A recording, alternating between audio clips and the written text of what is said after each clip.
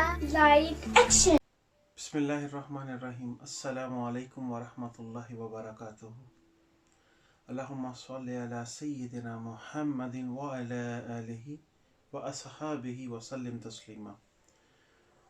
Welcome to my new video. आप सब कैसे हैं? ठीक ठाक हैं? उम्मीद करता हूँ अल्लाह ताला के फजल व करम से बिल्कुल खैरियत से होंगे। Today is Saturday, it's early in the morning, like अभी 7 नहीं बजे सुबह के। लेकिन मेरी कुछ आज की रूटीन ऐसी है कि I just have to be active today. मुझे एक्टिव रहना पड़ेगा। कुछ वैसे ही मौसम बाहर की आमद है, उस वजह से एक्स्ट्रा एनर्जीज बंदे में आ जाती हैं। आज की video is very important for all of those who want to do driving licence in Germany, या जो मेरे भाई मेरी तरह दूसरे यूरोपियन कंट्रीज से जर्मनी में आके लाइसेंस को चेंज करवाना चाहते हैं। उसकी क्या रिक्वायरमेंट है, क्यों चेंज करना ज़रूरी है, और कितना टाइम लगता है, कितने पैसे लगते हैं। इंशाल्लाह मैं आज की वीडियो में वो सारा आपसे डिस्कस करूँगा।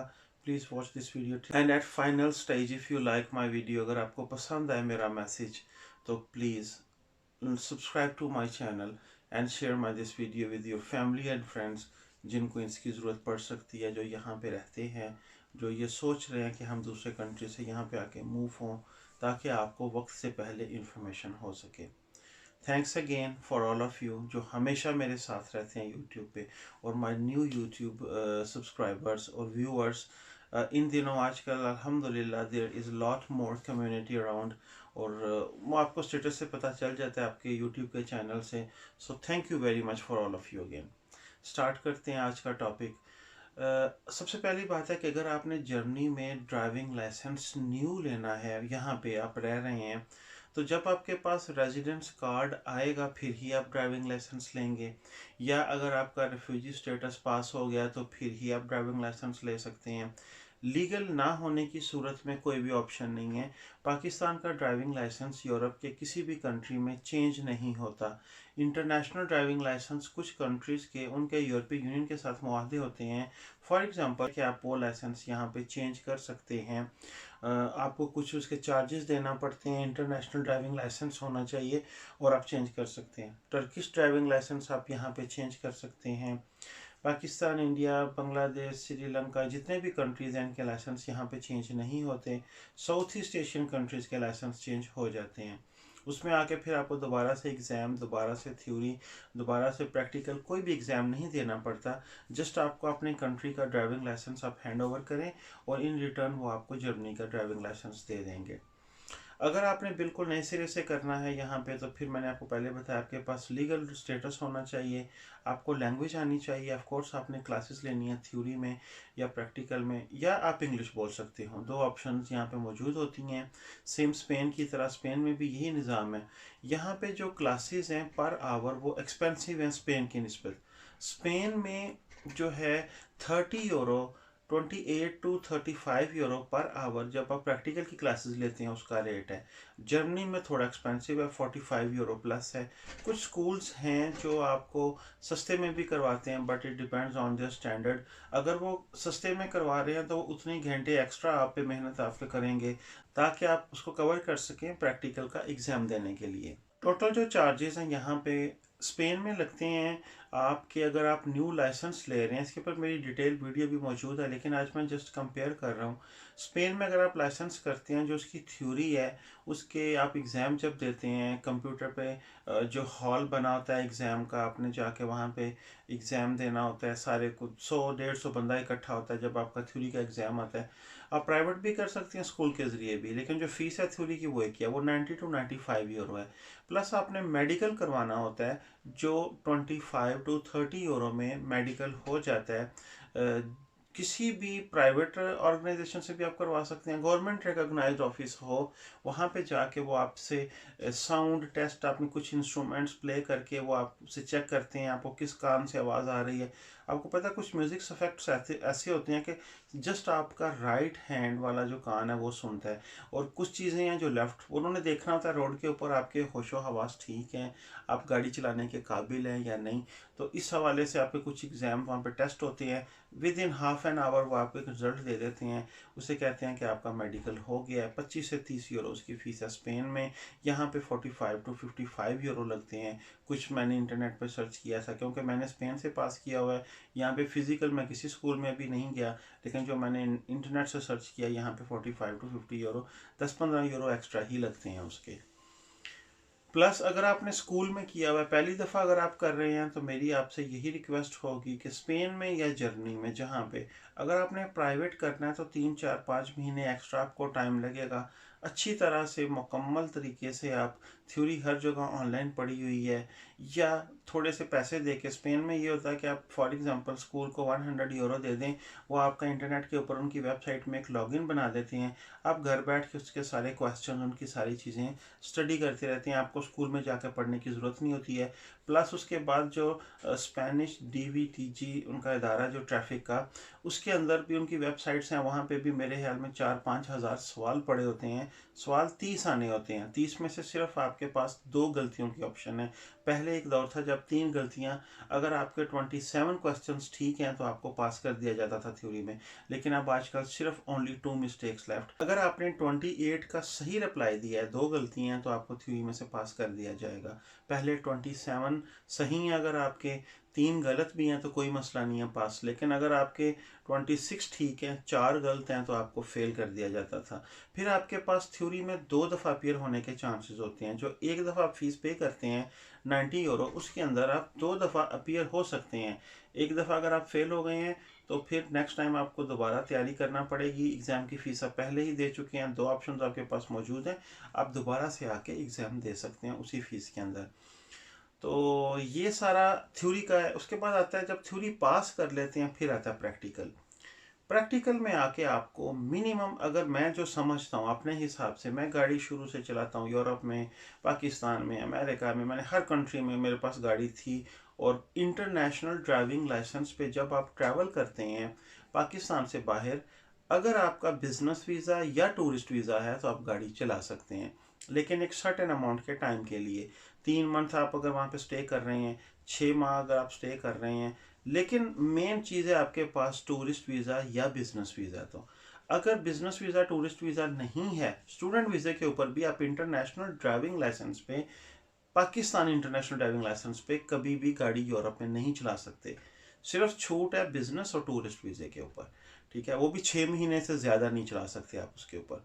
तो इस बेस पे जब मैं, बहुत ज़्यादा ट्रैवलिंग मेरी होती थी बिजनेस रिलेटेड, जिस भी कंट्री में आप जाएं, गाड़ी रेंट लें, पाकिस्तान इंटरनेशनल ड्राइविंग लाइसेंस, उस पर आप गाड़ी चलाएंगे, तो आपका एक्सपीरियंस हो जाता है। लेकिन अगर आप गाड़ी पहले नहीं चलाते, आपने नए सिरे से सीखनी है, तो जो मैं अंदाज़ा लगाता हूँ, आपको 20 से 25 क्लासें लग सकती हैं।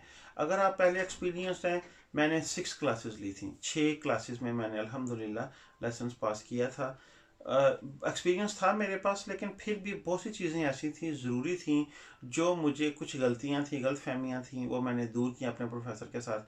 तो अल्हम्दुलिल्लाह मेरा टोटल लाइसेंस पे जो मेरी कॉस्ट आई थी, वो 700 और 800 यूरो में मैंने लाइसेंस ले लिया था। लेकिन जब तक लाइसेंस नहीं था, मैं सोचता था यार इतना काम है। स्पेनिश में जितने भी लोग हैं, आपको पता है, वहाँ पे गांधिया एक शहर है वलेंसिया के पास, वहाँ पे जाके ड्राइविंग लाइसेंस करते हैं। पाकिस्तानी स्कूल्स हैं वहाँ पे, उर्दू में वो पढ़ाते हैं, लाइसेंस स्पेनिश में ही होता है, लेकिन वो कोई महीना डेढ़ वहाँ पे रेगुलर आपको 8-8 घंटे डेली बेस पे पढ़ाते हैं। और 2000 से 2500 यूरो वो लेते हैं, 1 महीने के अंदर अंदर आप लाइसेंस कर लेते हैं वहाँ से। अगर आपका कहीं भी कोई चक्कर नहीं चल रहा, तो फिर गांधिया इज़ द बेस्ट। लेकिन अगर आप थोड़ी मेहनत कर सकते हैं, थोड़ी बहुत आपको स्पेनिश समझ आती है, आप इंग्लिश में भी कर सकते हैं। अगर आप उस चीज़ को समझ सकते हैं, तो आप घर बैठे करें।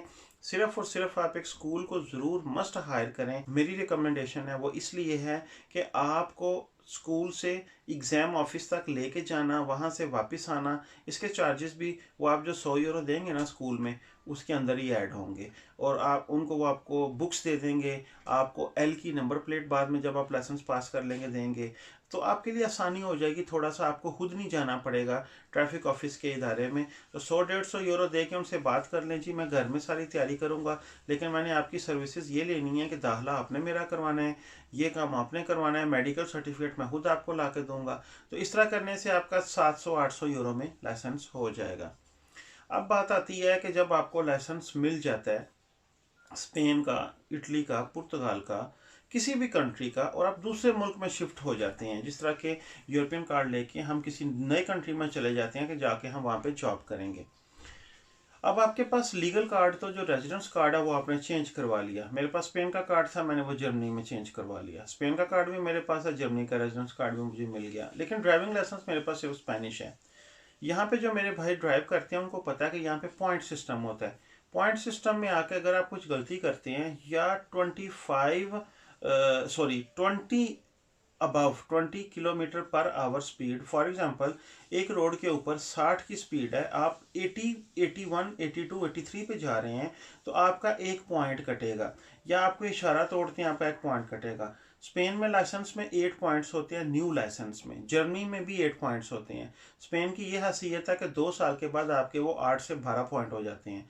जर्मनी में ये पॉइंट 8 से ज़्यादा नहीं होते, रिकवर हो जाते हैं लेकिन 8 से ज़्यादा नहीं होते, भले आप 10 साल पुराना लाइसेंस हो। होता क्या है कि जब आपका एक पॉइंट किसी मिस्टेक की वजह से 10 speed extra, 15 speed extra point नहीं कटा जाता, सिर्फ जुर्माना होता है। लेकिन अगर आप सिग्नल तोड़ें, कोई एक्सीडेंट करें या आप 20 से प्लस ओवर स्पीड है, तो फिर आपको 100 यूरो के करीब फाइन भी होगा, प्लस आपका एक पॉइंट काटा जाएगा। तो जितने जितने पॉइंट कम होते जाएंगे आपका ड्राइविंग लाइसेंस रिस्क में आ जाएगा। अल्लाह माफ़ी दे, सम टाइम ये भी कंडीशन आती है कि अगर आप 30 ओवर स्पीड प्लस हैं, तो आपसे 25 प्लस अगर आप हों, 25 किलोमीटर पर आवर के हिसाब से एक रोड के ऊपर 100 की स्पीड है, 125 पे जा रहे हैं, तो आपसे 1 महीने के लिए लाइसेंस ले लिया जाता है, आपको ब्लॉक कर दिया जाता है। अगर आपके पास जर्मनी में मैं ड्राइव कर रहा हूँ, मेरा उन्होंने ड्राइविंग लाइसेंस ले लिया है, मैं कोई मसला था मुझे, या मैं ओवर स्पीड था, या कोई एक्सीडेंट में मैं इन्वॉल्व हूँ, तो वो मेरा ड्राइविंग लाइसेंस मुझसे लेके स्पेन भेज देंगे, क्योंकि वो स्पेनिश ड्राइविंग लाइसेंस है। अब जब 1 महीने के बाद मैं जाऊंगा, मैं कहूँगा जी मेरा लाइसेंस थे, वो कहेंगे वो तो हमने स्पेन भेज दिया, जिस कंट्री का था हमने वहाँ भेज दिया। अब आपको ट्रैवल करना पड़ेगा स्पेन में। अब स्पेन में जाएंगे, वहाँ पे खजलहारी करेंगे, ड्राइविंग लाइसेंस ढूंढेंगे, वो आपको नया भेजेंगे, महीना लगेगा, आपके 4-5 महीने इसी चक्कर में लग जाएंगे। या अल्लाह ना करे, खुदा ना खास्ता, आपसे कहीं मिसप्लेस हो गया है, आपका कहीं खो गया है, आपके कहीं गुम हो गया है, तो फिर आप क्या करेंगे? फिर आपको दोबारा से, जर्मनी अगर आप रह रहे हैं तो आपको स्पेन जाना पड़ेगा। वहाँ पे जाकर ट्रैफिक के ऑफिस में दोबारा से एप्लीकेशन देना पड़ेगी, रीन्यूअल का वेट करना पड़ेगा, आपको महीना 1.5 महीना तो इस काम में लग जाएगा। और अगर आप जर्मनी में रह रहे हैं, जॉब कर रहे हैं, आपको लुक नहीं मिली हुई या आपकी छुट्टियाँ अवेलेबल नहीं हैं, तो फिर इट इज़ ए लॉस। और जर्मनी में रिक्वायरमेंट भी यही है कि आप 6 माह से ज़्यादा ना तो फॉरेन नंबर पे गाड़ी रेगुलर रख सकते हैं। अगर मेरे पास, मैं स्पेन से आया हूँ, स्पेनिश नंबर प्लेट की गाड़ी है, तो 6 मंथ से ज़्यादा मैं जर्मनी में वो गाड़ी नहीं चला सकता स्पेनिश नंबर प्लेट पे, मुझे वो चेंज करवानी होगी। यहाँ पे टूफ कहते हैं, इसका टेक्निक का टेस्ट होता है, वो करवा के आपको दोबारा से और जर्मन नंबर प्लेट आपकी चेंज हो जाएगी, फिर कोई मसला नहीं है। सेम उसी तरह जो ड्राइविंग लाइसेंस है जर्मनी में, अगर मेरे पास यूरोपियन के किसी कंट्री का है और मैं यहाँ पे रह रहा हूँ, मेरी अनमेल्डिंग हो गई है यहाँ पे, मेरे पास रेजिडेंस कार्ड है, मैं जॉब रेगुलर कर रहा हूँ, तो 6 मंथ से ज़्यादा आप नहीं चला सकते लीगली तौर पे। मुझे 1.5 साल हो गया जर्नी में, आज तक मुझे कभी किसी ने चेक नहीं था किया, मैं स्पेन के लाइसेंस पे ही गाड़ी चला रहा था। पिछले दिनों यहाँ पे सैलाबी सूरत हाल थी कुछ इलाकों में, वहाँ पे उन्होंने क्या किया, जो नहर के साथ वाले रोड हैं उनकी स्पीड उन्होंने 130 थी नॉर्मल, और उसकी उन्होंने स्पीड कर दी 60 कुछ इलाकों में, जहाँ पे उनको डर था कि यहाँ से पानी की वजह से जानवर क्रॉस करेंगे रोड, क्योंकि वो खुश्की के साथ लगता है। तो उस इलाके में उन्होंने कोई 5-6 किलोमीटर का फासला था, 60 स्पीड कर दी, गाड़ियाँ आहिस्ता जाएँ, कोई जानवर किसी के साथ नहीं टकराए। बड़ा निज़ाम है इन लोगों का इन चीज़ों का। तो मैं अपनी मस्ती में आ रहा था जनाब, मेरे साथ 2-4-5-6 गाड़ियाँ और थी, वो भी तेज़ थी, मैं भी तेज़ था, 60 की स्पीड अलाउ थी, मैं 83 पे आ रहा था। तो 83 पे मैं 20 से प्लस हो गया। शुक्र है अल्लाह का मैं 25 नहीं था, नहीं तो 1 मंथ के लिए मेरा लाइसेंस चला जाता। लेकिन 23 प्लस होने की वजह से कैमरे ने फ्लश किया। मुझे ये था कि एक टाइम पे एक ही गाड़ी को लगेगा, उन्होंने पता नहीं कितने फ्लश सिस्टम लगाए हुए थे, वो 3-4 गाड़ियों की इकट्ठी तस्वीर खींच सकते थे। तो तकरीबन 2 हफ्ते के बाद मुझे लव लेटर आ गया था, तो मुझे एक 100 यूरो का फ़ाइन हुआ था और एक पॉइंट उन्होंने मेरा काटा। अब ड्राइविंग लाइसेंस पे क्या है कि जो वो पॉइंट मेरे पास, उन्होंने साथ मुझे ये कहा कि अपनी कॉपी भेजें ड्राइविंग लाइसेंस की। जब मैंने भेजी तो उन्होंने कहा ये तो स्पेन का है, आप तो यहाँ पे रह रहे हैं, तो आपने चेंज क्यों नहीं करवाया? मैंने कहा जी कोरोना की वजह से मुझे अपॉइंटमेंट नहीं मिली। उन्होंने कहा ठीक है, no problem, we give you time, 3 months के अंदर अंदर अपना ये ड्राइविंग लाइसेंस चेंज करवाएं। और अल्हम्दुलिल्लाह वो मैंने पिछले हफ्ते जाके सारा उसकी एप्लीकेशन दी है, अपॉइंटमेंट ली थी पहले, ड्राइविंग लाइसेंस चेंज करवाने की, कोई इतना लंबा चौड़ा काम नहीं है। एक तस्वीर आपके पास होनी चाहिए और जिस घर में आप रह रहे हैं उसका मेल्डिंग का सर्टिफिकेट कि मैं यहाँ पे रह रहा हूँ, ये मेरा रजिस्टर्ड एड्रेस है, वो मेल्डिंग सर्टिफिकेट 1 महीने से ज़्यादा पुराना का इशू ना हुआ हो। मसलन मैं आज जाके रात हाउस में वो लेटर ले आऊँ तो वो 1 महीने तक वो एक्सेप्ट करते हैं, तो वो वाला लेटर आपको चाहिए। आपका स्पेनिश ड्राइविंग लाइसेंस चाहिए और एक फॉर्म देते हैं, वो वहीं पे देते हैं, वो आपने फिल करना होता है, बाकी सारा काम वो खुद ही करते हैं। 36.80 यूरो फीस है उसकी। आपको 1 महीने का टाइम लगता है, 1 महीने के अंदर अंदर आपने दोबारा अपॉइंटमेंट लेके जाना है तो आपका ड्राइविंग लाइसेंस बन के जर्मनी का आ गया होगा। लेकिन पुराने वाला जो ड्राइविंग लाइसेंस है स्पेन का है या किसी भी कंट्री का है, रोमानिया का है, बल्गारिया का है, जिस भी कंट्री का ड्राइविंग लाइसेंस है वो वहाँ पे ऑफिस में आपसे वो ले लेंगे, वो रख लेंगे, वो उसी कंट्री में वापस भेज देंगे, आपको जर्मनी का ड्राइविंग लाइसेंस मिल जाएगा।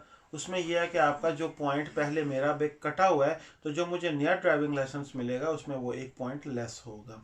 ये बड़ी ज़रूरी बातें हैं। और कानून पे अगर जर्मनी में रहना है, स्पेशली कहीं भी दुनिया के किसी भी मुल्क में रहना है, मैं आपको एक बात बताऊं, अल्लाह ताला की ज़ात का एक निज़ाम है, 5 वक्त की नमाज है, दिन का एक टाइम है, रात का एक टाइम, हर चीज़ का एक वक्त मुकर्रर है, एक कानून है, एक हदें हैं उन चीज़ों की।